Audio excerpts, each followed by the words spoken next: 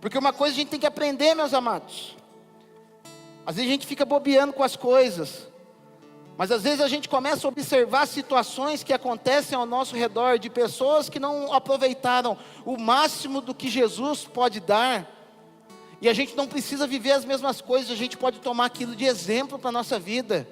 Se o teu irmão errou no processo de caminhada com Jesus, não queira fazer o mesmo, dê a volta e vá fazer de maneira diferente. E os discípulos que ficaram ali todos, e agora? Quem que pode ser salvo? E Jesus vai dizer assim, aquilo que é impossível para os homens, é possível para Deus. Sabe o que ele queria dizer com aquilo lá? Quando Deus ele entra, se o homem por ele mesmo, ele não vai conseguir caminhar e seguir Jesus da maneira dele. O rico, aquele que se apega no dinheiro, ele não vai conseguir se evoluir somente baseado no dinheiro. Aqueles que têm medo de dar um pulo com Jesus e dar um salto com Jesus em qualquer área que seja, ele não vai conseguir avançar com Jesus. Mas a partir do momento que você reconhece a sua fraqueza e se entrega diante de Deus e fala, Senhor, eu quero avançar, mas não tenho conseguido me desprender, ele vai começar a agir na tua vida, e ele vai fazer algo que somente Deus pode fazer no teu coração. Tem coisa que só Deus faz no nosso coração. Tem coisa que é só obra do Espírito Santo, mas você tem que clamar por isso. Outro dia uma pessoa falou assim, pastor, eu não consigo mais adorar. Eu não consigo mais me derramar diante de Deus. Aí eu falei, você já chegou para Deus e falou, Senhor, eu não consigo mais te adorar? Eu não consigo mais me derramar na tua presença?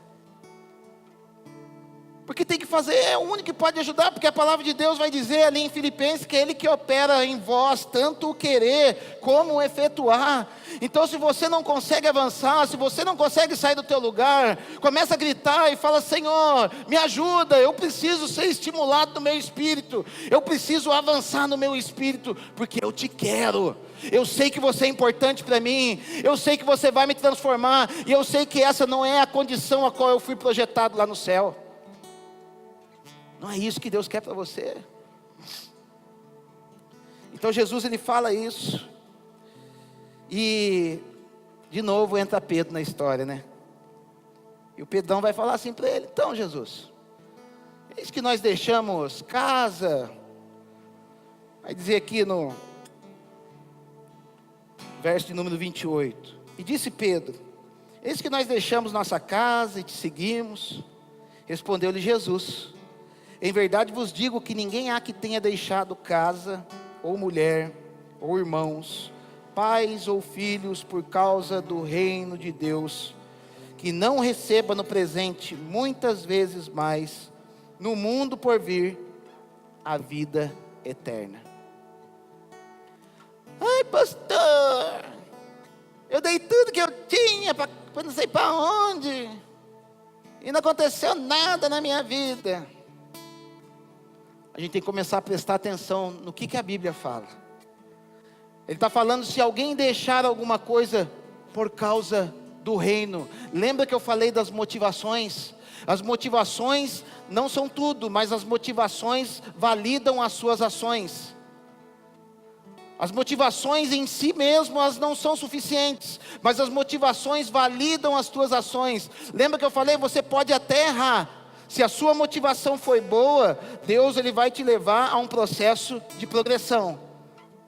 Mas se você errou com uma intenção má no teu coração, com uma intenção de somente fazer barganha com Deus, gente, eu vou dizer para você, Jesus não é aquele que fica na feira da barganha lá domingo, querendo trocar um ferro velho, para poder arrancar 10 reais de você, não, Ele não faz isso, Ele não precisa disso.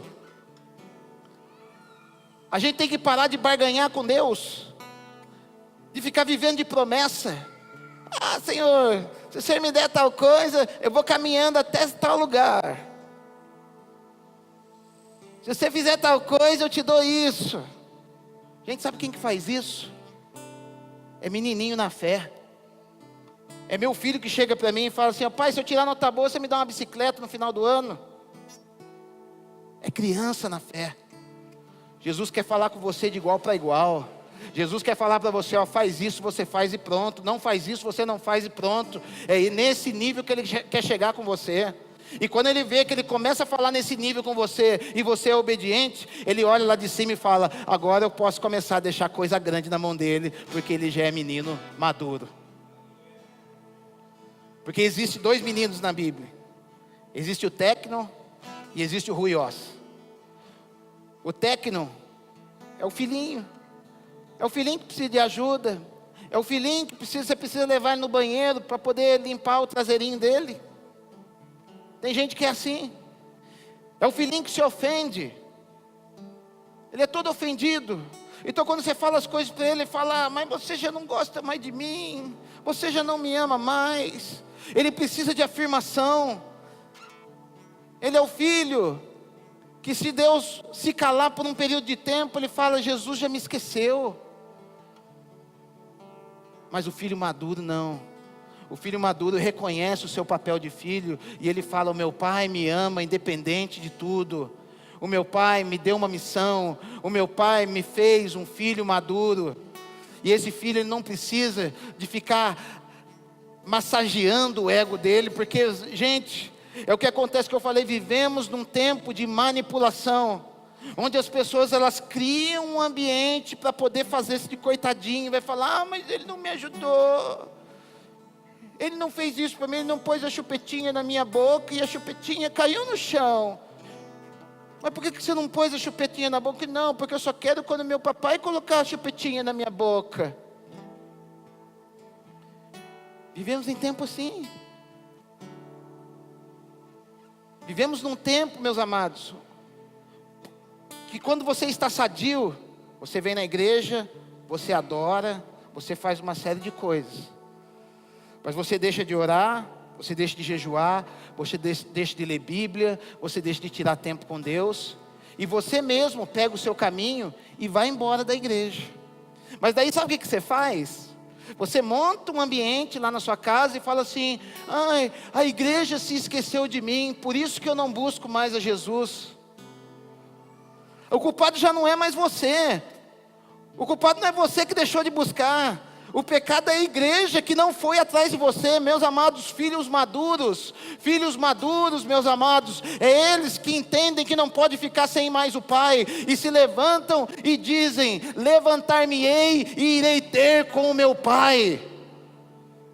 Porque por mais que aquele filho pródigo, ele era um filho que tinha feito besteira, mas aquele processo de sair da casa do pai trouxe maturidade para a vida dele. Ele entendeu a dependência que ele tinha do pai. Ele não precisou do paizinho dele lá na cidade e falar, filhinho, sai dessa vidinha aí, vamos junto comigo, por favor, porque eu preciso de você lá na minha casa. Ele não fez isso.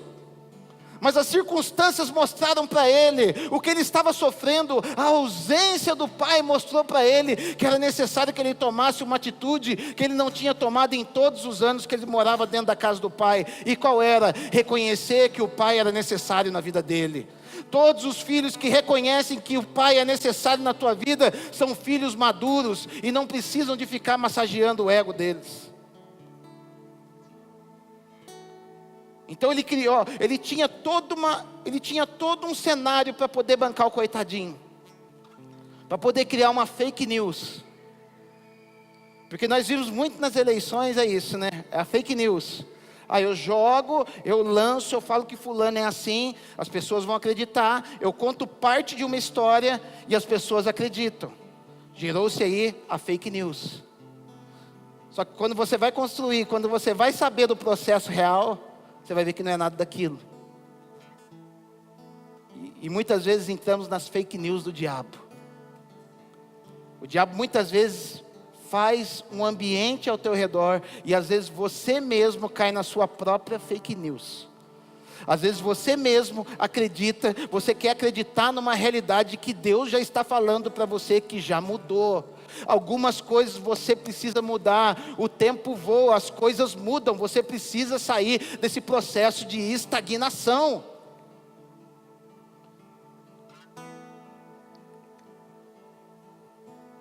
Existe, na prática dos exercícios físicos, o Amaral vai saber disso, algo que se chama efeito platô. que é o efeito platô? Vou dar um exemplo para vocês. Eu tô acima do peso. Eu vou para academia. E nos primeiros meses de academia, eu vou lá, eu faço um pouquinho de exercício e aquilo gera um resultado extraordinário na minha vida. Só que passado alguns meses, aqueles mesmos exercícios que eu fazia, eles já não produzem mais um efeito que faziam antes. Por quê? Porque o meu organismo já se acostumou com aquilo e entrou num efeito que se chama efeito platô. E eu vejo muitas pessoas vivendo a sua fé num efeito platô. Eu já fui para Jesus, eu já fui batizado com o Espírito Santo, eu já tive os meus problemas resolvidos. Agora eu vou ficar da mesma maneira como eu estou. Só que quando você fica na maneira como você está, você começa a se inchar novamente, você começa a crescer, você começa a engordar novamente. E algumas pessoas têm se engordado novamente porque pararam. Ei, meus amados, o que Deus está falando para nós hoje? Você precisa se entregar, você precisa entregar algo, você precisa deixar algo aos pés de Jesus, para subir num novo nível, para subir num novo patamar, porque Jesus quer ver você lá em cima. Jesus quer ver você mais parecido com o céu e não mais parecido com a terra. Então você que estava buscando, você que estava jejuando, você que estava clamando, chegou num efeito platô na tua vida. Está na hora de você entregar algo e falar: Senhor Jesus, aquilo que eu entregava já não serve mais. Eu vou entregar níveis maiores da minha vida, eu vou entregar mais tempo da minha vida, eu vou ofertar mais, eu vou jejuar mais, eu vou ler mais a Bíblia, porque eu quero entrar num patamar superior. Ei, amado, sai desse platô, sai disso. Esse jovem entrou num efeito platô, porque ele já estava feliz consigo mesmo pelo fato dele cumprir 6 mandamentos. Mas, meus amados, Jesus, ele sempre vai nos chamar para um nível superior. Ele sempre vai nos chamar para o céu. Então quando Pedro vai falar: então nós demos tudo, demos casa, demos não sei o que, uma série de coisas, Jesus vai falar: se você, pelo reino, entregar alguma coisa, eu vou começar a colocar coisas na tua mão. Porque quando você tem uma mente de reino, você começa a entregar não por aquilo que você vai receber, mas você começa a entregar por honra àquele que recebe. Não entregue nada por aquilo que você vai receber, entregue por honra para aquele em quem você está dando. É o que eu digo. Você trata bem a sua esposa para ganhar uma noite de amor? Ou você trata bem a sua esposa porque você entende que ela é mulher da tua vida e que ela merece, que ela é digna de honra por estar casada com você? Você cumpre o seu trabalho no seu horário designado porque você vai receber um salário no fim do mês, ou porque você entendeu que Jesus colocou você ali dentro para poder fazer a diferença e que você está a serviço do reino ali dentro? Porque se você trabalha somente pelo seu salário, você vai ser o pior funcionário que tem. Você vai ser aquele cara que não vê a hora de ir embora dali. E se o chefe pedir para você pegar uma porquinha mais no chão, você vai falar: eu não vou pegar não, porque já deu o meu horário. E com isso você não está glorificando o nome de Jesus. E o reino de Deus não é implantado naquele lugar. Mas quando você entende que você foi chamado para o reino, tudo, quando você quer fazer por honra a Jesus, toda oferta, toda ação que é direcionada para o reino, sobe como cheiro agradável e suave diante do Pai. Nada é desperdiçado. Nada é desperdiçado. Jesus não desperdiça nada. A gente vai ver uma vez ele multiplicando os pães. O que acontece? Sobram 12 cestos cheios. Mas a gente está com o cara que faz pão. Para que eu vou ficar juntando pão? Jesus fala: não, recolhe os pedaços. Isso aí vai ter utilidade um dia. Jesus não desperdiça nada. Até mesmo os nossos erros, querendo acertar. Então esses caras ficam sossegados. Eu já entreguei minha casa, já entreguei, o Pedrão fica sossegado. E eu acho muito lindo os processos que Jesus faz para poder ensinar os seus discípulos, porque ele não ensina falando, ele ensina com situações, ele ensina com exemplo. E o próprio caminhar de Jesus começa a revelar algumas coisas a qual Jesus quis ensinar lá atrás. Porque nós vamos ver que Jesus, depois disso, ele vai falar para os seus discípulos: então, vamos agora para Jerusalém, porque lá eu vou ser açoitado, eu vou ser cuspido, eu vou ser ultrajado. e ao terceiro dia eu vou ressuscitar. Olha o que vai falar no verso 34. Eles, porém, nada compreenderam acerca destas coisas, e o sentido dessas palavras eram-lhes encoberto, de sorte que não percebia o que ele dizia. Sabe o que Jesus está falando? Esse cara não quis entregar o melhor da vida dele para poder me seguir. Mas eu dou um exemplo diferente. Eu vou entregar o melhor que eu tenho de mim mesmo para fazer a vontade do meu Pai. É isso que eu vou fazer. O problema, meus amados, que a gente está com a mente tão viciada em ganhar, em vitória, vitória, vitória, vitória, que a gente não percebe que muitas vezes nós vamos ter que entregar algo no altar do Senhor para poder fazer a vontade do Pai, que vai redundar em muitas glórias a Deus. E você foi chamado para isso. Jesus está falando, eu vou me entregar. E eu sou o cara que opera milagre. Eu sou o cara que cura. Eu sou o Filho de Deus. Mas eu estou indo para Jerusalém. E lá eu vou ser cuspido. Porque nós, meus amados, a gente até pode falar alguma coisa assim, eu vou fazer para Jesus. Mas Deus é tão bom, meus amados, que Ele pede algumas coisas para nós, e Ele nem fala para nós o que vai acontecer. Porque se Ele fala, muitos de nós desistiríamos. Vou dar um testemunho próprio.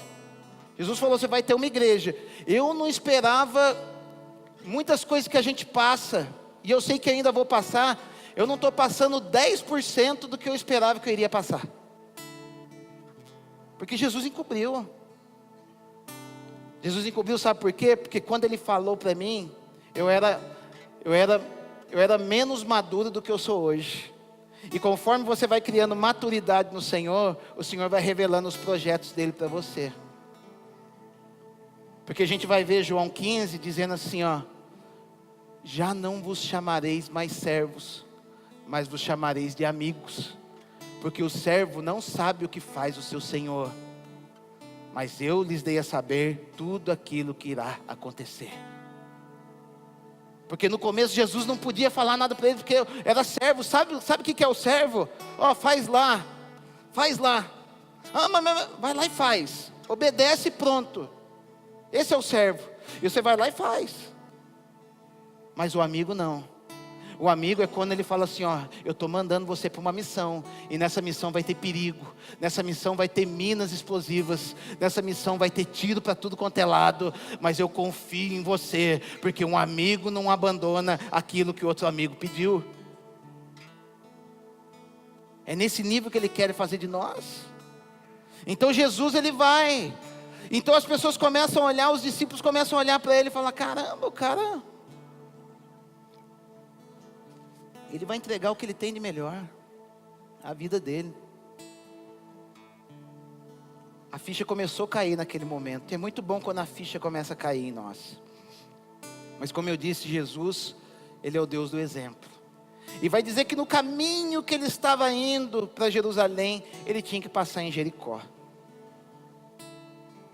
Então naquele caminho, olha para você ver o processo. A gente às vezes lê a Bíblia, eu falo, capítulo e versículo é bom para você decorar texto, mas para você entender aquilo que Deus está falando, muitas vezes te atrapalha. Porque vai falar que ele pega aquele fluxo, e no caminho para Jericó, ele encontra um cego. Um cego, e o que é o cego? O cego é aquele que não tem percepção do que acontece à sua volta. Cego é aquele que não tem percepção daquilo que vai acontecer. Cego é alguém que não tem perspectiva. Perspectiva é o quê? Eu olho daqui, eu vejo numa perspectiva a rua depois do mato. Se eu olho de um outro ângulo, eu vejo uma perspectiva diferente. O cego não tem uma perspectiva das coisas. E muitas vezes nós somos cegos espirituais, por isso que nós não conseguimos dar algumas coisas para Deus, porque não temos uma perspectiva correta de quem Jesus é na nossa vida. Às vezes temos uma perspectiva que Jesus é o rei, mas é um rei que está lá no céu. Não, meus amados, Jesus ele é tanto o rei lá no céu como o rei aqui da terra. E a partir do momento que ele assume o reinado na tua vida, ele começa a governar o teu coração. E uma vez que o teu coração é governado por Jesus, você vai virar uma ferramenta e uma bomba nas mãos de Deus. Às vezes não conseguimos avançar porque Jesus ainda não governa o nosso coração. Lembra da oração do Pai Nosso? Seja feita a tua vontade, assim na terra como é no céu. Ou seja, o trono dele hoje está à destra do Pai, mas um dia esse trono estará estabelecido aqui na terra, e ele julgará as nações, ele julgará as pessoas, e naquele dia toda a palavra do rei será uma ordem, porque quem não cumprir estará fora daquilo que ele quer fazer. Da mesma coisa acontece conosco hoje. Se você não cumpre aquilo que ele está falando no teu coração, é sinal que você ainda não conseguiu entregar e não entendeu que ele é rei na tua vida. Ele é rei, ele é rei e Senhor. E quando ele entra naquele lugar, existia um cego, e vai dizer que aquele cego percebe pela movimentação das pessoas que alguém diferente estava passando ali. Sabe quem que é o cego? Aquele que não enxerga por si só. Ele precisa ver as outras pessoas se movimentarem para entender que algo espiritual está acontecendo. Deus está falando aqui. Na hora que ele vê todo mundo chorando, na hora que ele vê todo mundo se movendo aqui, agora eu entendi que Deus está lá. Cara, Deus está te chamando para uma intimidade, onde Ele vai falar no teu coração: filho, eu estou me movendo aqui, eu estou fazendo algo novo, se prepara que eu quero mover esse lugar aqui. Porque muitas vezes somos cegos. E Jericó, meus amados, era uma cidade que foi conhecida, sabe como? Foi a primeira cidade onde o Senhor deu aos israelitas. Mas por ser a primeira cidade, Deus entendeu que aquela cidade seria primícias do Senhor. Então Deus fala: vocês vão invadir aquela cidade, as muralhas vão cair, as muralhas vão falar das nossas fortalezas espirituais, vai falar daquilo que bloqueia o entendimento das coisas do céu. As muralhas vão falar das nossas fortalezas, que vai falar lá em 2 Coríntios capítulo 10. São fortalezas que se levantam com conceitos que são chamados de sofismas, conceitos que nós adquirimos ao longo da nossa vida, que se levantam contra o conhecimento de Cristo. Mas Paulo fala que as nossas armas da nossa milícia não são carnais, mas são poderosas em Cristo para levar todo o nosso entendimento à obediência de Cristo. Ou seja, essas muralhas caem com a presença do Espírito Santo em nós. Então Jericó vai falar dessa cidade cercada de muralhas, cidade de difícil entendimento daquilo que Deus quer fazer. O povo entra ali dentro, mas existia uma família, a família de Acã, que não entendeu que tudo era do Senhor. E o que fez? Ele reteve aquilo que deveria dar. Ele esconde uma cunha, uma capa babilônica e alguns artefatos de prata debaixo da sua barraca, debaixo da sua tenda. Isso reflete pessoas que não têm segurança de entregar algo para Deus, e ela guarda algumas coisas, e ela tem uma justificativa. Sabe qual que é a justificativa dela? Eu preciso cuidar da minha família, isso eu não posso dar para Deus. Eu não posso dar mais tempo para Jesus, sabe por quê? Eu tenho que ter mais tempo com a minha família. Eu não posso ofertar mais para Jesus, porque eu tenho que fazer um futuro para a minha família. Ei, meus amados, não precisa esconder nada debaixo da tenda. Jesus está vendo tudo. Ele sabe aquilo que Ele pode requerer de você, e Ele sabe aquilo que Ele tem que deixar para você. Se entrega na segurança de Jesus. Mas sabe o que aconteceu pelo fato daquele cara ter guardado aquelas coisas? Havia uma cegueira na família de Acã. Josué começa a tirar sorte. Vai vindo família tal, até chegar na família de Acã. E quando chega na família de Acã, além de perder tudo aquilo que estava debaixo da tenda, aquela família morreu apedrejada. Você pode ficar tranquilo que você não vai morrer apedrejado, mas a sentença de morte sua e da tua família, não é Jesus que determina, é você que determina com as suas atitudes, com o seu nível de entrega. Se você quer viver algo extraordinário no Senhor, comece a entregar. Se você quer viver uma vida medíocre, uma vida de ficar sendo apedrejado por todos os lados, comece a reter e comece a esconder o que você tem de melhor de Jesus. Ele vai olhar lá de cima fingindo que nada está acontecendo, tranquilo, mas o maior prejudicado vai ser você. Vai ser você. Então essa era uma cidade que foi amaldiçoada. Ali ninguém mora, ali é meu. Vai dizer até um dia que um dos reis, os seus filhos foram construir muralhas, e na hora que foram construir na hora que foi construir a muralha de volta, morreu um, e na hora que ele foi colocar, o outro foi colocar as portas, morreu o outro filho, porque era uma cidade que Deus tinha falado, esse lugar é meu.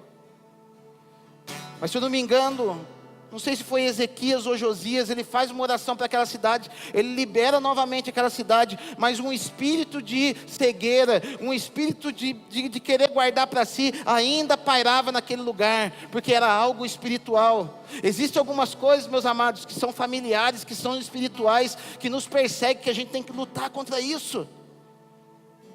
Porque a gente fala assim, eu sou assim mesmo, não é assim mesmo. Se a palavra diz que você é uma coisa, lute contra isso, melhore no Senhor, evolua no Senhor, não entre num platô espiritual, busque a sua transcendência em Cristo, porque Ele quer fazer de você a imagem e semelhança dEle.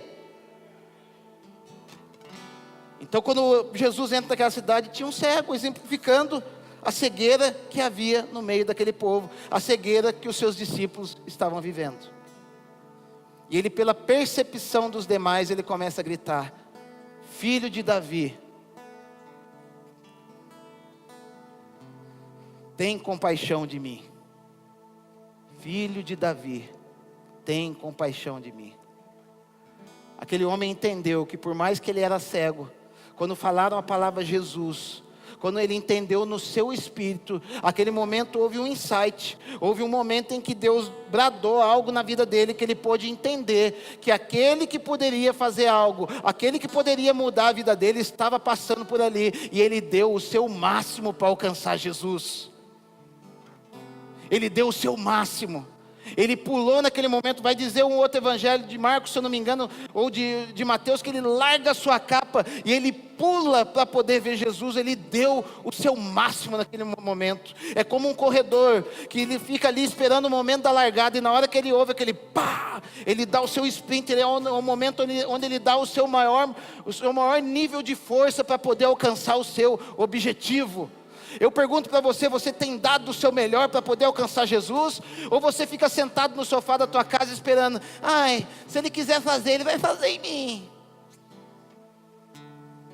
Gente, o que Ele queria fazer, Ele já fez. Ele se entregou na cruz por nós. O resto é você que vai ter que sair da sua zona de conforto.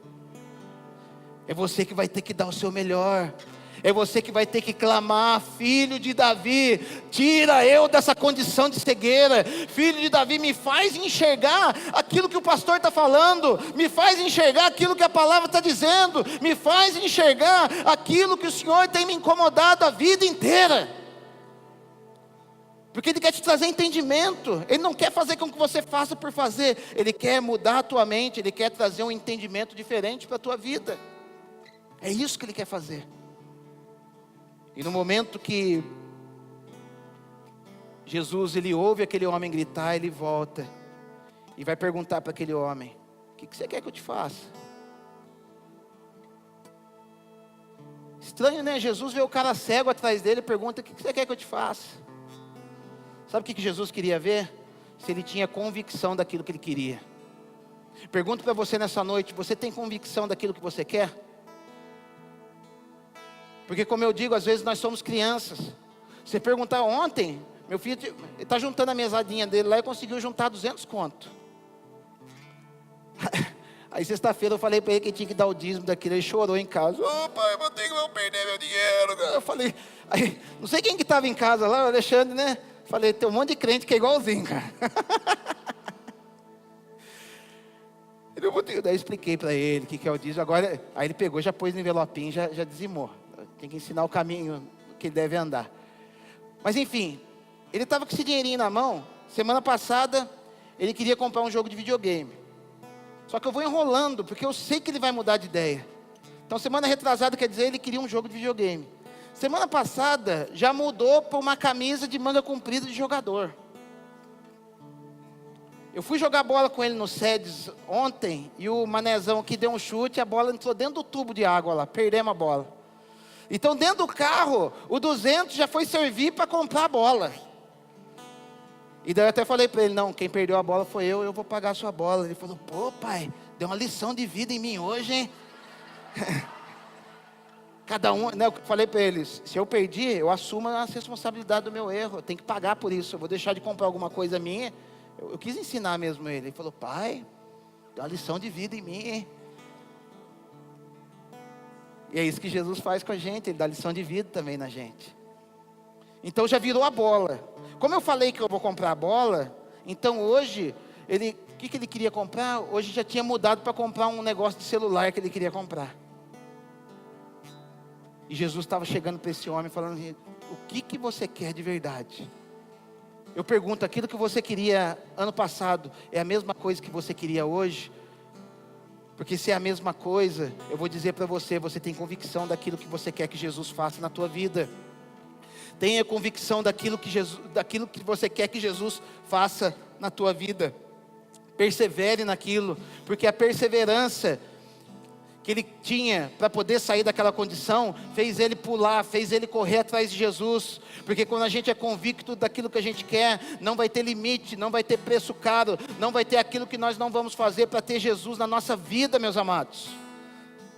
Tenha essa convicção, e que essa convicção seja estar mais perto de Jesus, porque quando você tiver essa convicção, você não vai ter, não somente isso, mas você vai ter todas as riquezas que a cruz proporcionou para a tua vida. Então naquele momento, já finalizando, o povo começou a entender aquilo que Jesus estava fazendo. Mas para fechar com chave de ouro, ele começa a caminhar, porque o cego estava na entrada da cidade. Alguns teólogos dizem que eram 3 cegos, porque você vai ver que um vai falar que estava no início da cidade, à beira do caminho, vai falar que o outro estava no meio da cidade, e o outro ao final da cidade, na beira do caminho. Mas esse aqui que nós estamos lendo, pelo menos o texto diz que ele estava no começo da cidade, à beira do caminho. Quando Jesus ele entra dentro da cidade, o que acontece?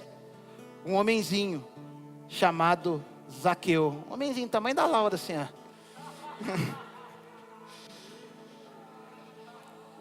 Zaqueuzinho vê ele assim e fala, eu tenho que ver Jesus. E vai falar que ele não conseguia ver Jesus porque ele era de baixa estatura. Todas as pessoas eram mais altas que ele.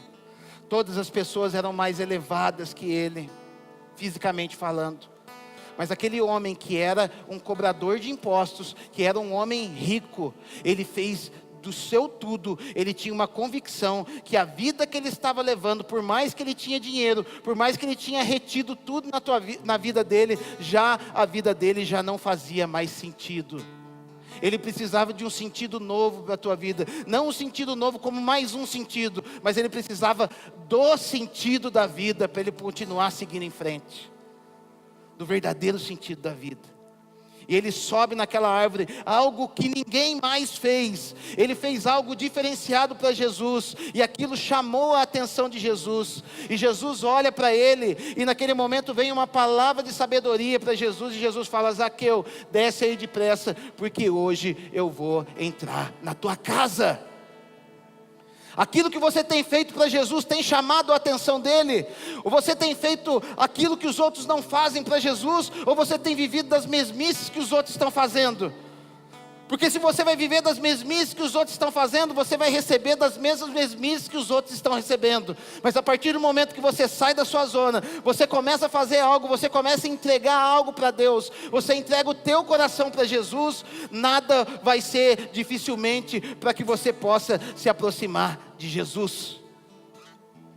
Ele sobe e ele recebe o que? Um convite de Jesus. Que coisa mais linda que esse, receber um convite de Jesus para entrar na tua casa.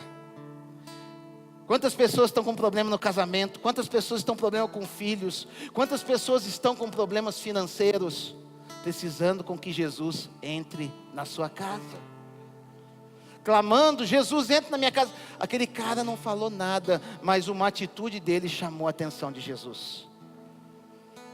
Mas sabe qual que é a verdadeira graça? Quando Jesus faz um movimento em nosso favor e nós correspondemos a Jesus no mesmo nível. Qual o teu nível de resposta para aquilo que Jesus tem te chamado?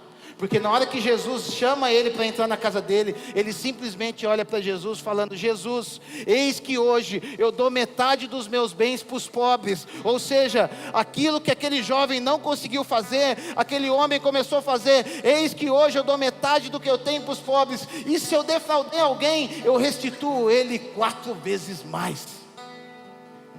Sabe o que aquele homem estava fazendo?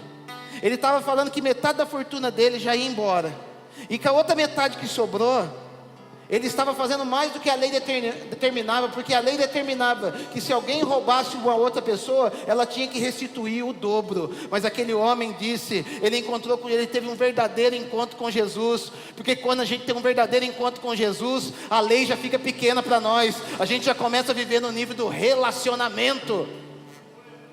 E eu falo, nível de relacionamento já não fica mais contando centavinho. Nível de relacionamento já não fica controlando mais quantos quilômetros que eu vou ter que levar o irmão. Ai, deixa eu ver, o irmão me pediu uma carona, deixa eu entrar aqui, isso vai ser 10 ou 11 quilômetros. Se for 10 quilômetros eu dou carona para ele, se for 11 não vai ter jeito não. Ei, você está fora, você está na lei, cara. Mas você quer viver na graça, começa a viver no nível do relacionamento. Porque quando você vive no nível do relacionamento, o que vai ditar a regra já não é mais uma regrinha escrita numa tábua de pedra. O que vai ditar a regra é o teu relacionamento e aquilo que Jesus fala dentro do teu coração. É isso que Ele quer fazer. Só para fechar a mensagem. Sabe por que Pedro ficou espantado naquela hora? Ah, Senhor, nós demos tudo, casa.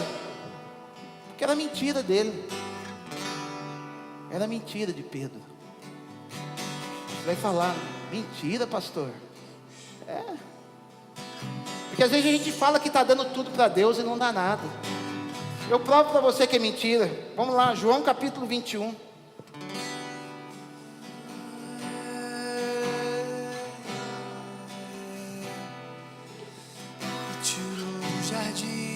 Diz assim: depois disso tornou Jesus a manifestar-se aos discípulos junto ao mar de Tiberíades, e foi assim que ele se manifestou.